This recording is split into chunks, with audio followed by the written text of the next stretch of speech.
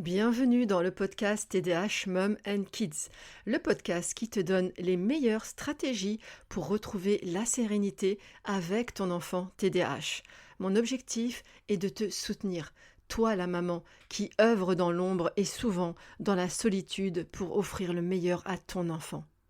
Comment relever les défis de l'éducation d'un enfant TDAH sans sombrer soi-même? C'est tout l'enjeu de ce podcast. En 2008, quand on a diagnostiqué mon fils aîné d'un TDAH, j'étais seule, désespérée, j'ai souffert de sa différence, mais aussi du rejet, du regard des autres et de la pression scolaire, jusqu'à en faire un burn-out maternel. Je ne veux plus que les mamans finissent à terre. C'est mon moteur pour t'offrir ici un espace safe où tu seras entendue, tu seras comprise et soutenue. Je te partagerai à la fois mes 21 ans d'expérience de maman, mais également mon expertise de naturopathe et formatrice. Ici, pas de blabla. Seule ou avec mes invités, j'irai droit au but pour te partager mes pistes de réflexion afin que la sérénité revienne dans ton foyer. Car j'ai un rêve pour toi, la maman de haut niveau. C'est de t'offrir le havre de paix que tu mérites. Alors, bonne écoute. Bonjour, chère maman de haut niveau.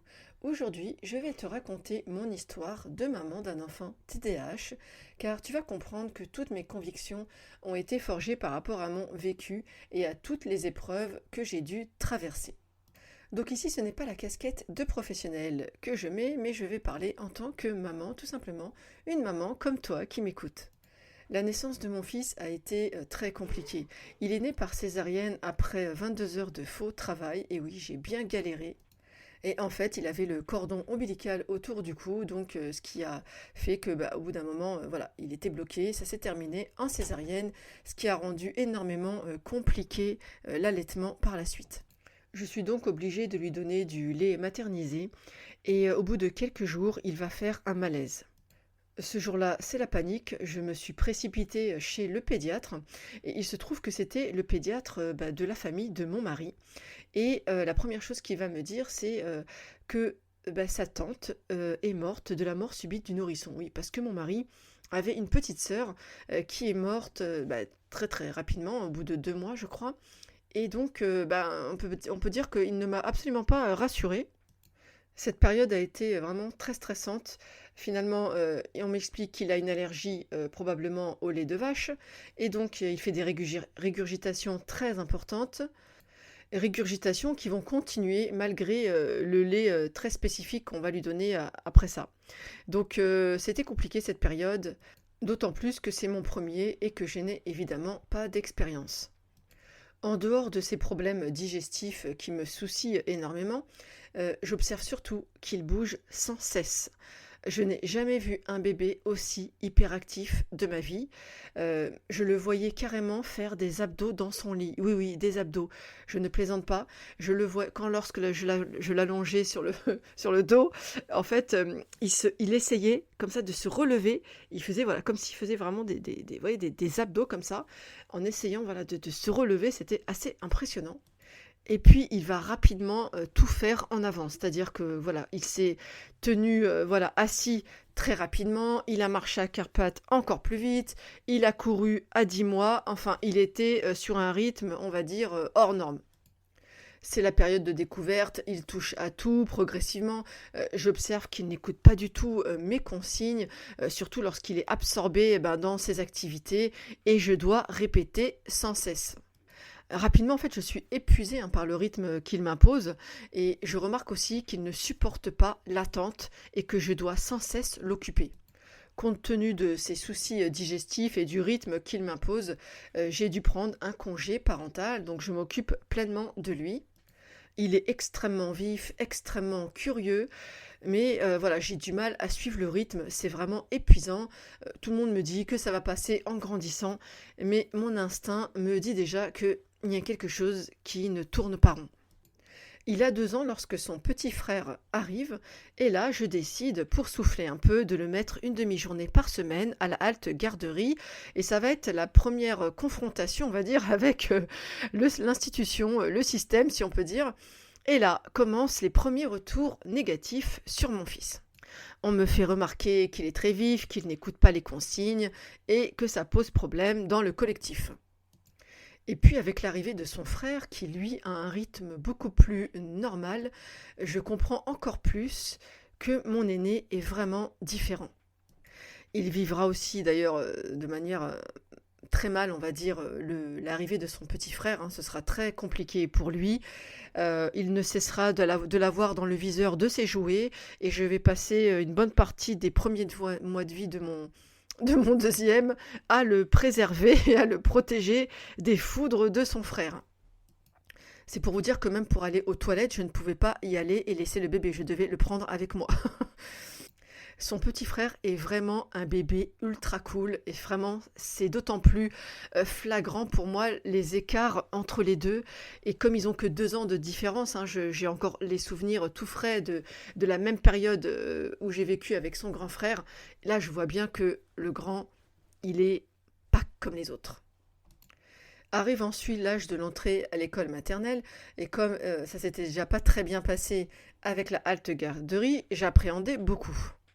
Étonnamment, la première année va très bien se passer. Alors en même temps, il n'y allait qu'une demi-journée par semaine et il faut dire qu'il avait une enseignante particulièrement bienveillante. Donc à part un déclenchement d'alarme à signaler dans l'école, eh bien tout s'est bien passé. Le cauchemar débute à la 2e année de maternelle. Là, c'est le chaos. Il tombe sur une enseignante qui est dans la sanction, dans la punition, et là, ça va devenir son lot quotidien, punition et humiliation. Il n'a que 4 ans, je le rappelle, et il est né en plus en fin d'année. Et c'est à ce moment-là que voilà, la sonnette d'alarme est tirée. On me dit qu'il pose problème, qu'il faut que je l'emmène voir un psychologue, bien sûr je vais le faire, et la psychologue, elle, me dit que tout va bien, que c'est un enfant certes très vif, mais très intelligent, et qu'elle ne décèle rien de particulier chez mon fils.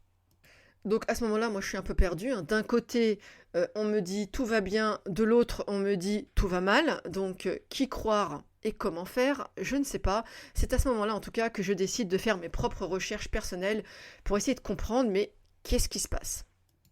Je vous remets le contexte. À l'époque, pas de Google, hein, pas de réseaux sociaux. Nous sommes en 2006. Et là, je me mets en quête de comprendre. Je vais m'organiser avec le papa qui prendra le relais pour que je puisse aller un maximum de temps à la bibliothèque, me renseigner, essayer de comprendre que se passe-t-il chez mon fils.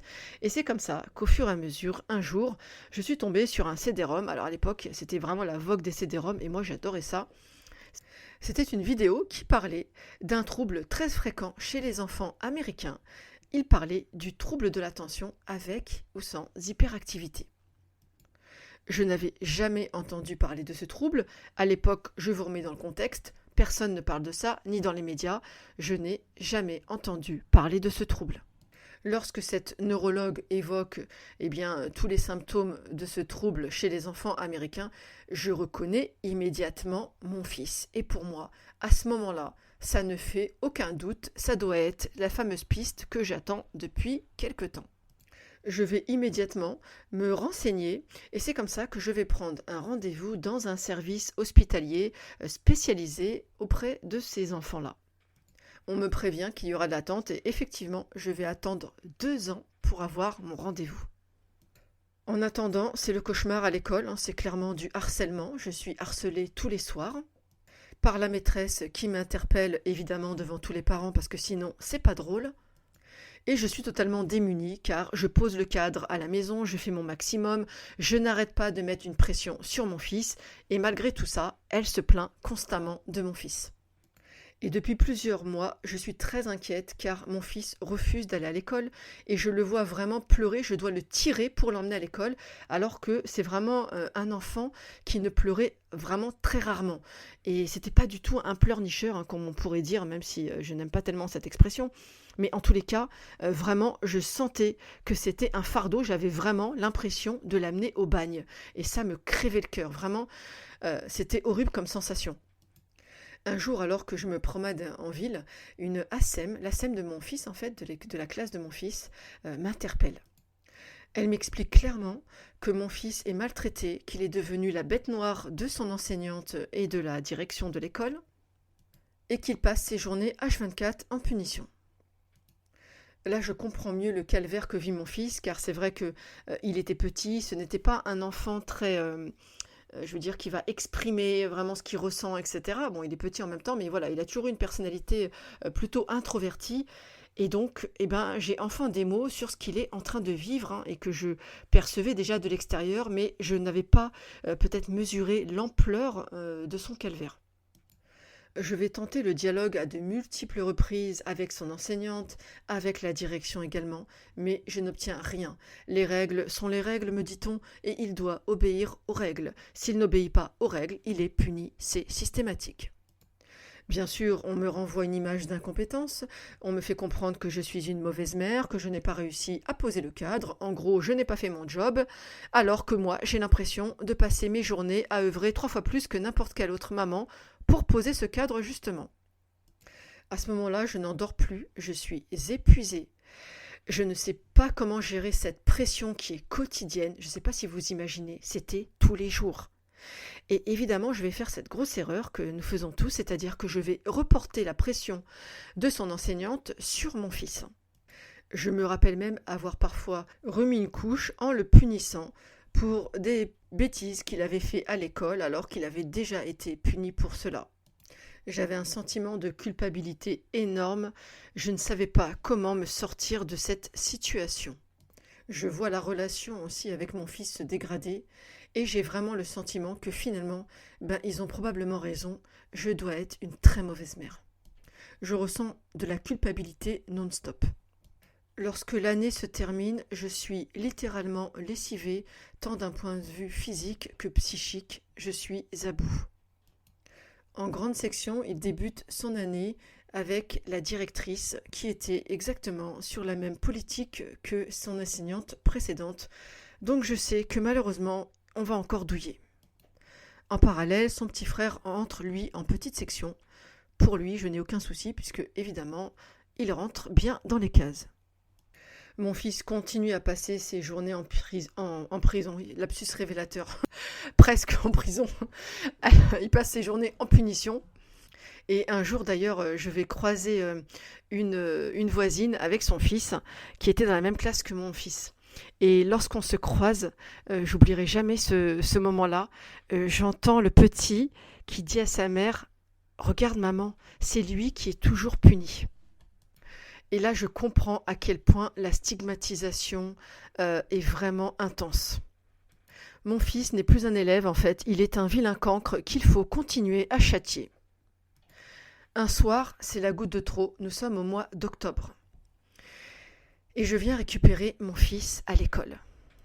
Avec la même boule au ventre qui m'accompagne déjà depuis plusieurs mois. J'avais l'impression littéralement de me présenter en fait tous les soirs devant le tribunal scolaire. Il est 16h30, la porte du tribunal s'ouvre. Et là, je vois de joyeux enfants sortir de la classe, la bouche et les mains pleines de chocolat. Puis arrive mon fils et là, je vois la tristesse sur son visage. Il n'a pas de traces de chocolat. Oui, je l'ai bien éduqué, mais quand même. Et là, je lui demande « Vous avez fait un goûter ?» Et là, il me répond « Moi, j'étais puni au coin, je regardais les enfants manger. » Comment te dire ce que j'ai ressenti à ce moment-là ? Un tourbillon de colère s'est emparé en fait de moi. Quelque part, voilà, je sentais que là, il y a quelque chose que je ne contrôlais plus. Et j'ai su qu'à ce moment-là, une ligne avait été franchie et que rien n'allait se passer comme prévu. Pas du tout. Un volcan en fait venait d'entrer en éruption à l'intérieur de moi et j'étais dans un état second. Je n'ai même pas cherché à comprendre, à dialoguer avec la maîtresse. J'ai pris mon fils, mes fils, nous sommes rentrés. Et j'ai attendu impatiemment que mon mari rentre du travail pour pouvoir prendre le relais.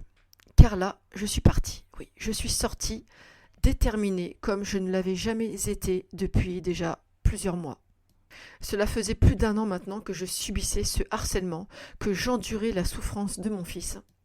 Mais aujourd'hui, je n'allais pas subir, non.